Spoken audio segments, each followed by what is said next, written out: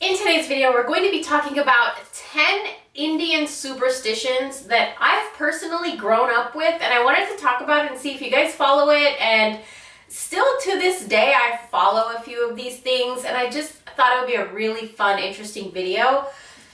There's a lot of spiritual meanings behind the things that we follow superstitiously. Like, every culture has their own superstitious beliefs, and some of them I feel like are very ridiculous. Some of them I feel like have a little bit of true meaning to it, and we'll get into all of those. But to each their own. Everybody follows and practices their own, but I thought I'd share with you some that I use that come from my Indian background, my Indian culture. Now, the first one that I want to talk about is sleeping with a knife underneath your pillow. We're just going to jump right in. Okay, so sleeping with a knife underneath your pillow. This helps to get rid of nightmares. It helps to get rid of insomnia, bad dreams, sleep paralysis. I have my notes here, so, just so I don't forget anything, because I want to make sure I talk about every little detail. Night terrors. And another thing is, I still follow this to this day. So my partner got me a knife. He got me several knives. He got me the most cutest, most beautiful knives. I feel like he's a knife collector for sure, and he's getting me into it a little bit. And it's so beautiful, and I keep two of them actually. One underneath my bed and one underneath my mattress. And so I just feel like it protects me from, spirits that may be dwelling around at nighttime when you're asleep and unconscious. Also bad dreams, night terrors, all of those things. So yeah, keeping a knife. I actually have, it's a really, really pretty like hatchet. It's a little miniature one. It's so freaking cute, you guys. He got it for me, and I keep it underneath my bed. So, yeah.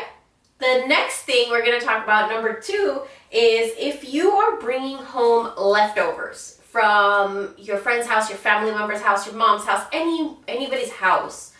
Not necessarily a restaurant, I don't think, but like a house. If you're bringing over leftovers and it's past midnight or like really, really late at night, it's very, very dark outside, then make sure that they put at least one chili pepper in the food. And so the same thing goes if you're sending somebody off from your home with leftover food, then keep one chili pepper in there, because it said like when they travel back to their home, there's so many spirits dwelling at night when it's really, really dark outside.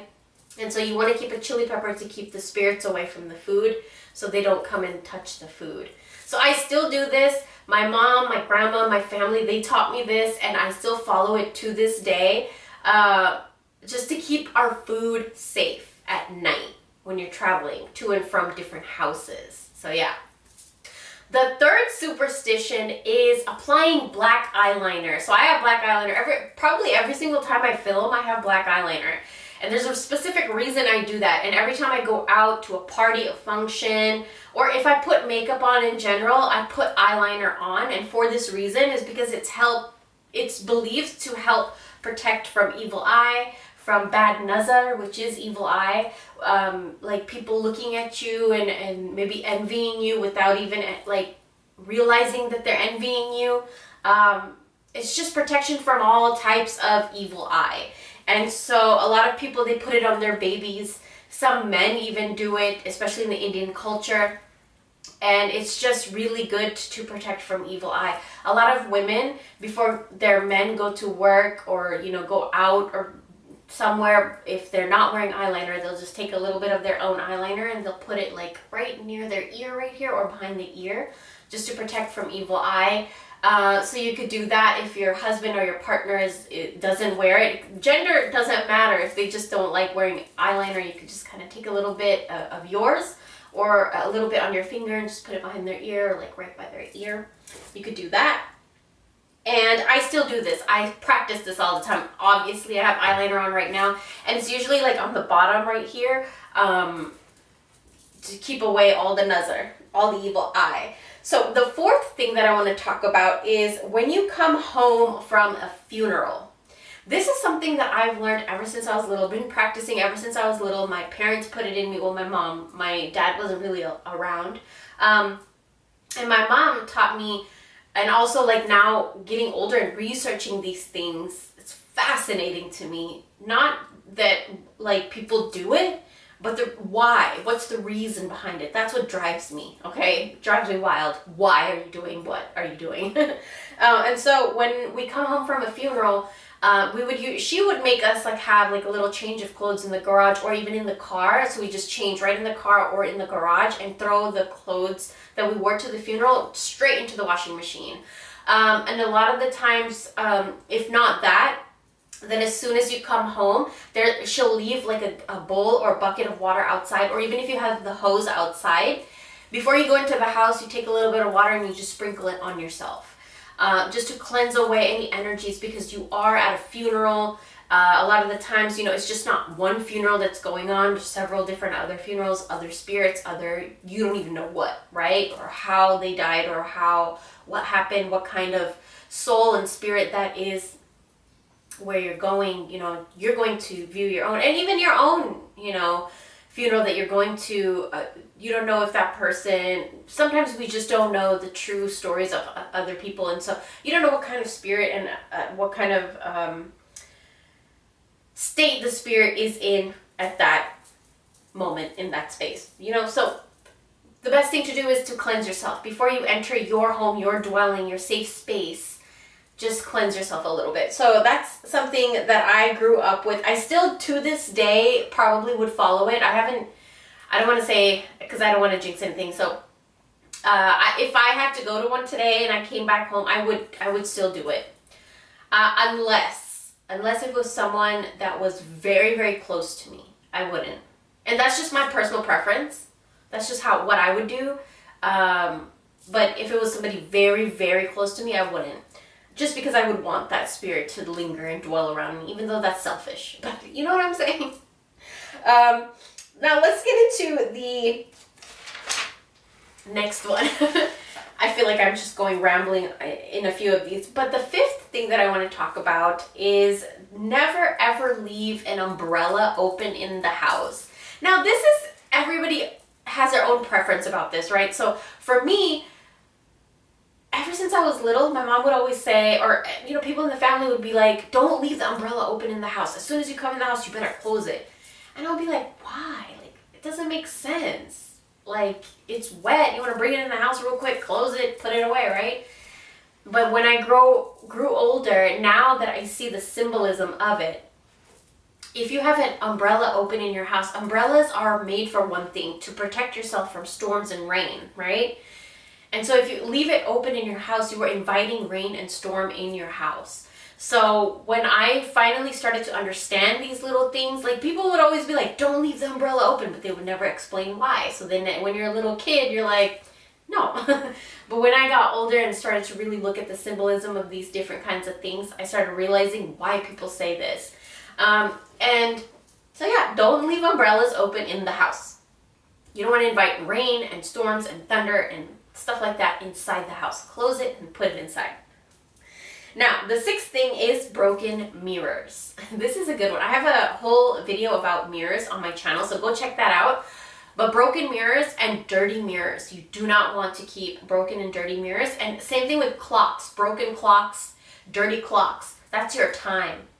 And that thing is active literally every single second of the day. That clock is active. Tick, tick, tick, tick. You don't want to have it tick, tick, tick with dirt and broken glass on it, because it's tick, tick, ticking all that shit into your reality.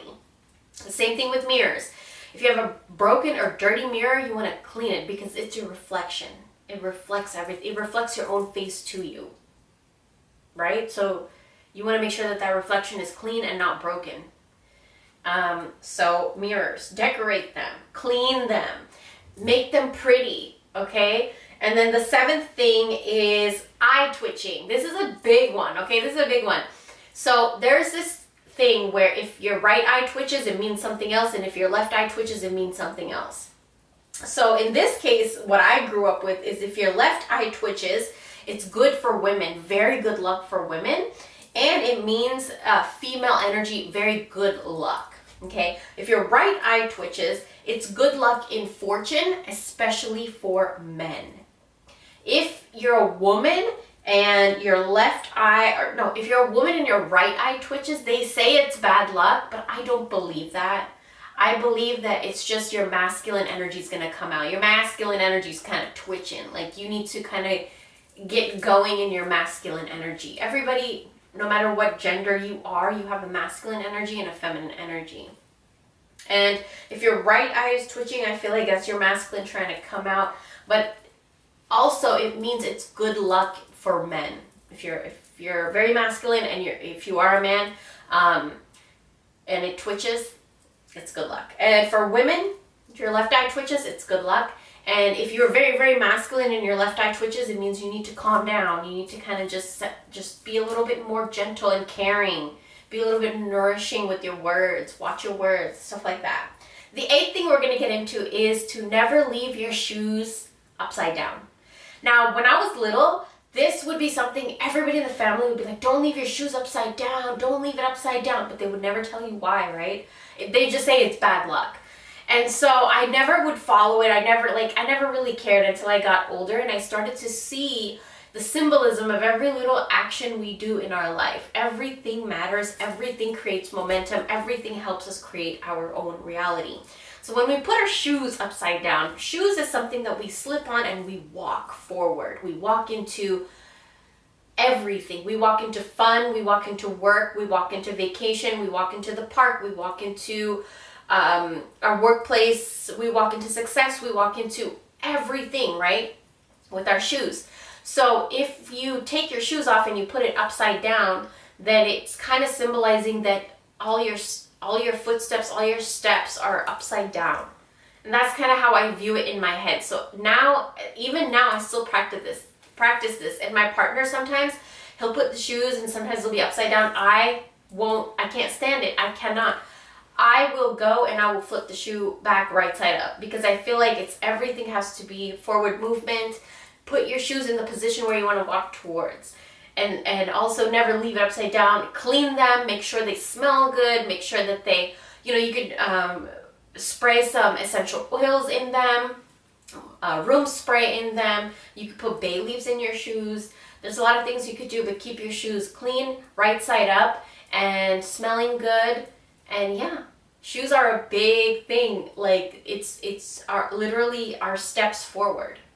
The 9th thing I want to talk about is not to walk under specific trees at night, because especially a peepal tree, it's called a peepal tree. Don't walk underneath those kinds of trees at night because there's spirits near them, and there's specific trees out there, and I kind of see at nighttime like lots of trees. Like I'll see any tree because I grew up with this superstition.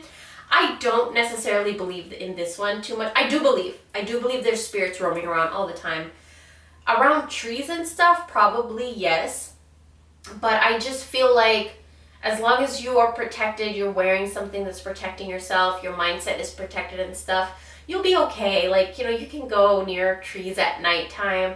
Unless if the tree gives you like a really bad vibe. I'm staring right there because there's a big ass tree right there.